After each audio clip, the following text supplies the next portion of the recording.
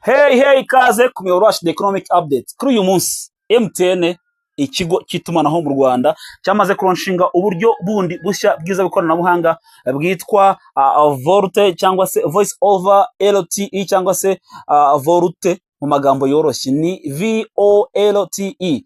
Iri ni ikoranabuhanga kuri ubu ngubu rigiye kuyaryemerera umuntu wese kuba yakoresha 4G mu gihe arimo guhamagara bikava kuri 2 na 3G twakoreshaga ubusanzwe.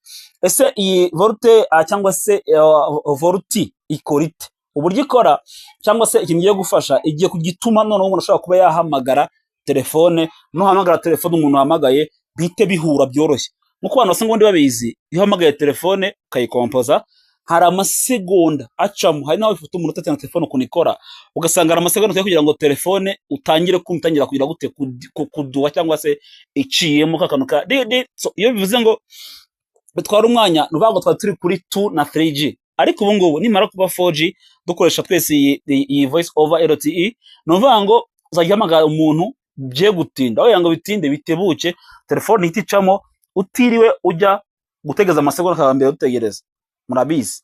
Hanyuma ikindi, ijwi ry'umuntu risohoka mu buryo bwa HD cyangwa se mu buryo bwa high definition. Ibi tumenyereye ku ma video, ariko no kwijwi bizabikunda kubera ko now you can use just you can sort out your voice naki mu buryo bwa HD kubera yuko nina numva ko ni uburyo bwiza ya makaraza bya biki oya nta birimo, aho bwijwi ryawe rirumvikana neza.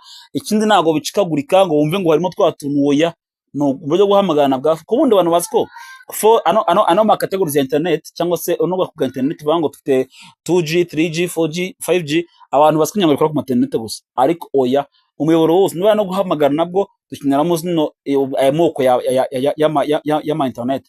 So rero ikindi no gushaka kuba telefone yawe ukaba washobora gukomeza guhamagara mu gihe uhamagara, ukaba washobora no kuba wakoresha internet yawe bita interruptinze. Kubera iki? Kubera ko bitewe n'imbaraga ifite birakunda ko uhamagara umuntu ariko amemta connection yawe kuba share n'izindi devices. Urugero, telefone yanjye iri hotspot ni connect abantu ku machine n'indi telefone n'abandi bantu nka batanu. So biranyemerera ko mu gihe mfite voice over LTE biranshobokera ko noneho nshobora kumeza guhamagara amemta nkama ndimo no kugira gute no kuba ya connection irimo irakora bitameze nka mbere. Kuko mbere ubundi murabizi ko iyo uhamagaye umuntu kuri 2G na 3G, iyo uhamagaye umuntu bisanzwe telefone ikonetse kuri internet usanga bicikagurika, ariko ubu ngubu ntabwo bizongera ko tumaze kubona iki twamaze kubona voice over LTE cyangwa se voice over long term evolution cyangwa se uburyo bushya utwemerera gute gukoresha 4G ariko mu gihe cyo guhamagara. Abenshi rero kumvisha inyungu birimo aho tyo kuno bikora bite, bisaba iki kugira ngo nk'umukiriya wa MTN bikwemerera cyangwa se bikunde ko wabasha kuba wakoresha ubu buryo bwa voice over LTE nyamara urimo uranakora urimo urahamagara byagusaba iki?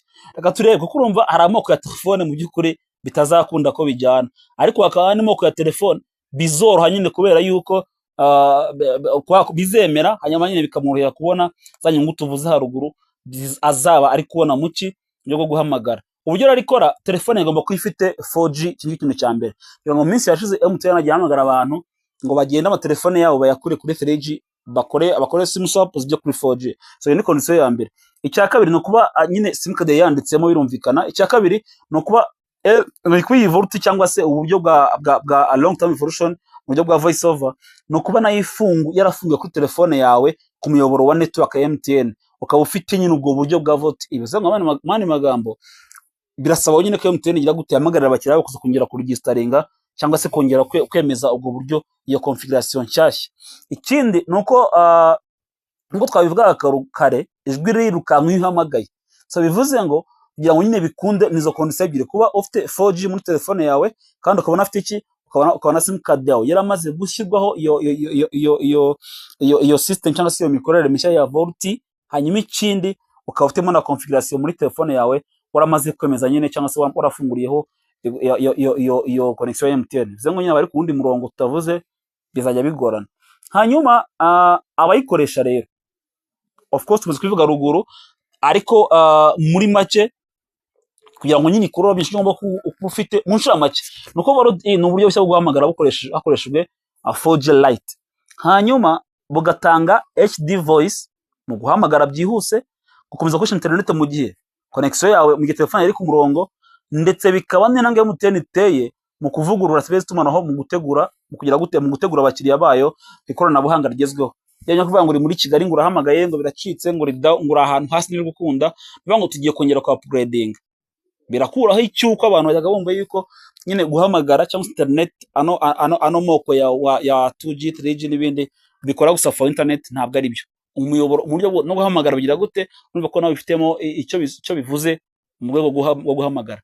Rero uyitangwa wiba umuntu usigara inyuma, reba nawe ukuntu wahita ukacinga kugira ngo nawe ube umusirimu hamwe n'abandi. Hanyuma twe twivugira ubukungu, reka turebe ikintu bimaze ku bukungu bw'igihugu cyangwa se ku bukungu bwanjye n'ubwawe. Icya mbere, niba ushaka umuntu byihuse ukaba telefone ugaticamo telefone, harimo time management, kubera ko noneho igihe byatwara guhamagara umuntu kigiye kuba kigabanyuke. Ikindi, ubucuruzi kuri telefone, abantu bacuruza bazabyungukiramo cyane. Ushobora guhamagara telefone ku munsi 30, kubera ko igihe byarantwaraga kugira telefone ijye gucamo nkanarambirwa, nkavuga ni connection ziri kwanga, noneho birakunda. Mani magambo ni connection igiye ku improve, kubera yuko tugiye kubona indi technology yisumbuyeho kuyarihere mu rwego guhamagara.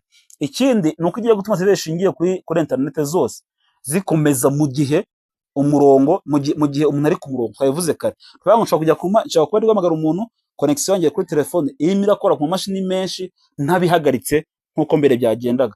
Ikindi kandi ifasha MTN gukoresha neza ibikorwa remezo bya 4G mu kwitegura ikoranabuhanga no muri rya 5G. Birumvikana ko tuzi ko naho dufite 2G kiragiye, byabaye byiza ko iyakoze hanyuma itegurira 3G nayo irakora neza, bitegura ko twakira 4G. Hanyuma birumvikana ko uyu munsi nabwo 4G irabitegura neza kongera kwakira ikoreshwa rya 5G ku muyoboro n'ubundi wa MTN.